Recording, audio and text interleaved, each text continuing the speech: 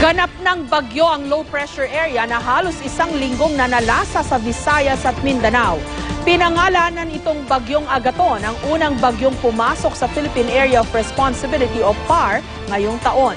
Sa datos na nakalap ng GMA News Research, sa nakalipas na dekada, kabilang ang Tropical Depression Agaton sa mga bagyong maagang pumasok sa PAR. Samantala, ayon sa NDRRMC o National Disaster Risk Reduction and Management Council, hindi bababa sa 34 ang kabuuang bilang na manasawi sa flash floods at landslides bunsod ng low pressure area o LPA bago pa man ang bagyong Agaton. Live mula sa Iligan City, may report si Dano Tingkungko. Dano?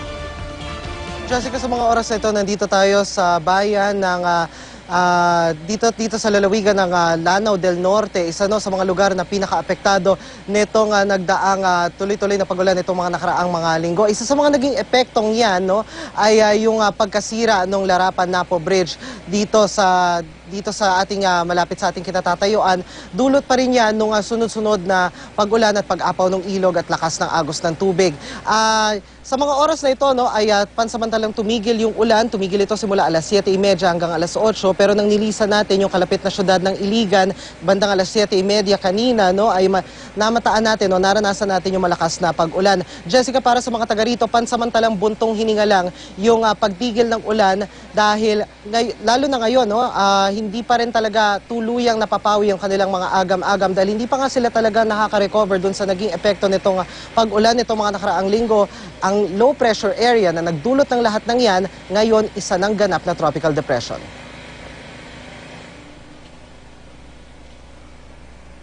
Magkasamang namatay matapos matabunan ng gumuhong lupa ang mag-amang Wenceslao at Tonino sa barangay Andap sa New Bataan, Compostela Valley. Sinubukan sagipin ng anak na lalaki ang kanyang amang nasa kubo nang mangyari ang insidente. Pero sa kasawiang palad, bigo ang anak na iligtas ang kanyang ama, maging ang kanyang sarili.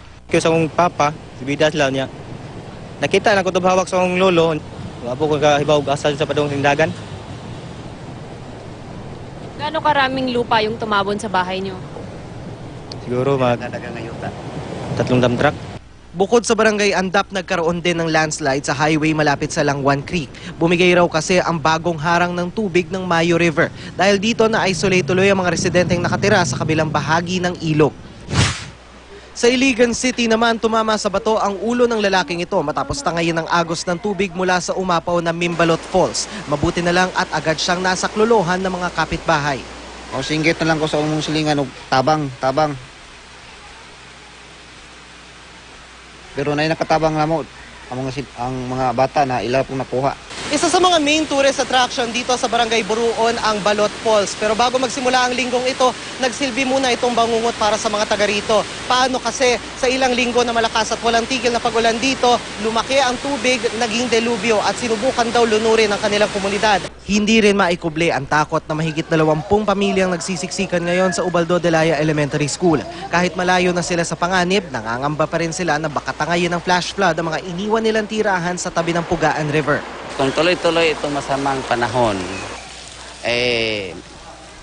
ipapasok namin sila sa mga rooms para magkaroon sila ng privacy at makatulog ng maayos. Sa Butuan City, lubog pa rin sa baha ang ilang barangay at kahit itinaas na sa alert level 3 ang tubig, ayaw pa ring lisanin ng mga residente ang kanilang mga bahay sa coastal areas. Dahil sa malakas na hangin at matataas na alon, kanselado ang ilang biyahe ng Cebu Pacific sa Cagayan, Cebu, Davao, Cagayan de Oro at Surigao. Pati na ang ilang biyahe sa dagat mula Ormoc, Leyte papuntang Cebu kahapon. Hindi na rin muna pumalaot ang mga mangingisda sa Tagbilaran, Bohol. Sa kabuuan na itala ng NDRRMC ang hindi bababa sa 34 na nasawi sa pananalasa ng low pressure area na ngayon isa ng bagyo at tinatawag ng Tropical Depression Agaton. Kasalukuyan ng nararamdaman ng mga residente sa Visayas at Mindanao ang hagupit ng bagyo. Patuloy na nakabantay ang mga otoridad sa mga apektadong lugar lalo na sa posibleng flash flood at landslides. Samantala, Jessica, no, bagamat yung ilan sa mga barangay, halimbawa sa Iligan City, umupa na yung mga baha nito mga nagdaang araw, no, may mga pamilya pa rin na nasa evacuation center hanggang sa mga oras na ito at hindi pa rin sila lumilikas o umuwi sa kanilang mga bahay. Samantala, yung mga lokal naman na otoridad dito sa probinsya ng Lanao del Norte, nakaantabay pa rin sa sitwasyon, nakamonitor sa anumang paggalaw sa lagay ng halimbawa ng mga ilog at ng mga water systems na isa sa mga pinakabinabantayan dahil ito ang isa sa mga nakikitang dahilan ng pagbaha rito sa lalawigan, Jessica. Okay, Dano, alam mo maganda sigurong pagdiskusyonan no, ng NDRRMC at maging yung mga regional chapters nila. Bakit sa kabila ng mga paghahanda at lahat ng warning at nung una walang casualty, may tumataas yung casualty figure dito sa LPA na to. Ngayon 30 something na, 'di ba? Dati 22 the previous days. Pero bago niyan kakaunti lang Oo. Jessica, very interesting yung yung naobserbahan natin halimbawa yung nalaman natin no sa pakikipag-usap natin sa mga residente rito, sa mga taga rito no. Kasi ilang linggo na rin itong pag-ulan dito sa maraming bahagi ng Mindanao, particular na dito sa Lanao del Norte, dito sa bayan ng Linamon at sa syudad ng Iligan. Yung paglambot kasi ng lupa, yun yung isa sa mga nakikita na posibleng magdulot, magsanga-sanga sa kung ano-ano mga bagay. Halimbawa, yung pagbaha, pagguho ng lupa o yung katulad nung isa sa mga kinover natin nitong mga nakaraang araw, yung paglipat o pagpalit ng lagusan o yung daanan ng Pugaan River, halimbawa dyan sa barangay Ubaldo de Laya.